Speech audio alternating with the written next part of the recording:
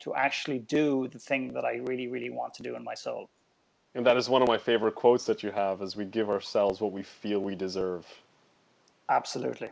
It's probably one of the most aligned quotes, and I say aligned, I mean aligned to what I fundamentally believe, is that we give ourselves what we feel we deserve. The person who's in a poor relationship and having the guy or the girl cheat on them and just constantly going back for more, is the guy the bastard for cheating, or is that person somewhat, I'm not suggesting the behavior is okay, somewhat responsible for allowing themselves to be disrespected? I absolutely believe that when you take responsibility, it empowers you. If you look at the debt crisis, and I'm not here to speak about the flow of money and the economic reality of the world that we live in, but if you look at the debt crisis across the world at the moment, and I can speak for Ireland for certain, and I can speak for many parts of the US and so on, is that people are too busy blaming the government and the banks for overlending and allowing the lending to but very few people are taking their part of the just their part of the responsibility and saying, yeah, I signed the mortgage documentations, I use my car as an ATM, I use my home as a. So if we can take a piece of ownership and responsibility, then we grow. Otherwise, we're just going to spend our time pointing fingers at people.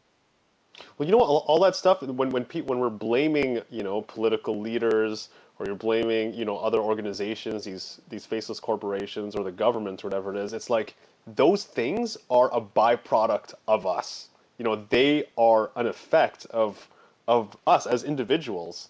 So I mean, people are looking in the wrong place when they're pointing the finger outside of their own self. They should look in the freaking mirror. Yeah, and even on that, if you go back to the silly but very real analogy I use about the Borg and the assimilated world that we live in today, I announced recently that I don't vote, and there was a couple of people that Neither do I.